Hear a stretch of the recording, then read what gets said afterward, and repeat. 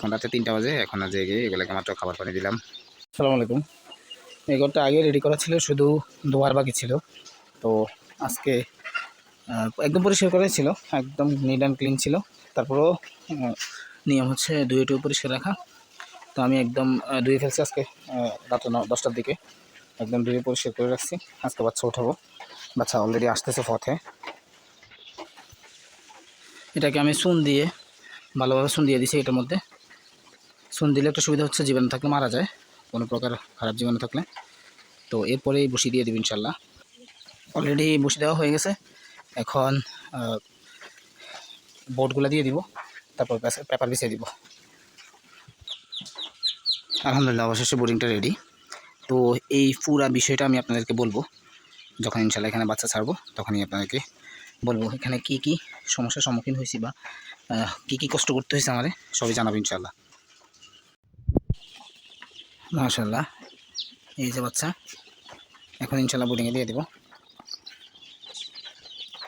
বিসমিল্লাহ।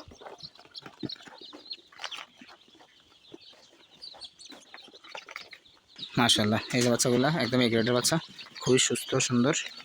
এখন এগুলোর খাবার পানি দিয়ে দিব। তো এগুলোর খাবার পানি দিয়ে তারপরে আপনাদেরকে জানাবো বিষয়টা, যে কি কি সমস্যার সম্মুখীন হইতে হয়েছে, সব কিছু জানিয়ে দেবেন ইনশাআল্লাহ। এই যে মাশাআল্লাহ, বাচ্চাগুলো খাবার পানি দিয়ে দিয়েছি, এখন ওরা খাচ্ছে।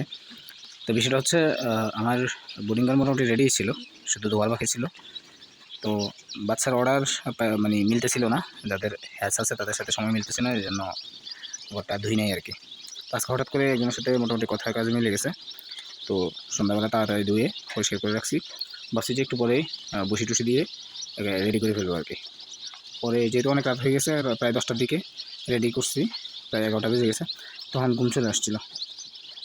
আর উনি বলছে বিকেলে উঠে দিবে, কিন্তু উনি উঠে দিতে দিতে প্রায় রাত্রে 9টা 10টা হচ্ছে। অনেক রাত হয়ে গেছে, আমি একটু ঘুমিয়ে গেছি।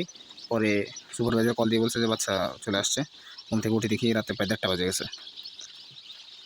তো তাড়াতাড়ি করে চলে গেলাম। এর মধ্যে ঝুম বৃষ্টি হইতেছে, প্রচুর বৃষ্টি। তারপরে ভিজে ভিজে ছোটো ভাইকে নিয়ে বের হয়ে গেলাম। কয়েকটা রিক্সা সন্ধ্যাবেলা কথা বলছিলাম, আমার পরিচিত যারা আছে ওরা অনেক বেশি ভাড়া চায়। মানে জম্মু থেকে আমার বাসা আসতে 120 টাকা দিনের বেলায়, আসা যাওয়া 120 টাকা লাগে, 60 টাকা 70 টাকা বা 80 টাকা লাগে না, 70 টাকা সর্বোচ্চ, 120 টাকা 140 টাকা আসা যাওয়া ভাড়া। কিন্তু ড্রাইভাররা চাইতেছে 300-400 টাকা। পরে আর কি করবো, ছোটো ভাইকে ঘুম থেকে উঠে নিয়ে গেছি, নিয়ে তারপরে ভিজে 2 ভাই ভিজে তারপরে এগুলোরে একটা রিক্সা করে নিয়ে আসছি। তারপরে এগুলোকে রেখে যে যাবতীয় যে কাজটা ভিডিওতে দেখলেন এগুলো সব করলাম, চুন দিলাম, তারপরে বসি দিয়ে সব রেডি করে 10 মিনিট এটারে গরম করে, বোটাটারে গরম করে তারপরে এগুলো ছাড়লাম। এখন রাত্র প্রায় 3টা বাজে।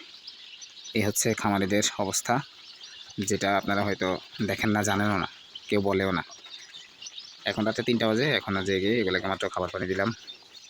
সবাই দোয়া করবেন আল্লাহ যেন আমার ব্যবসায় বাড়ানো করে। আসসালামু আলাইকুম রহমতুল্লাহ।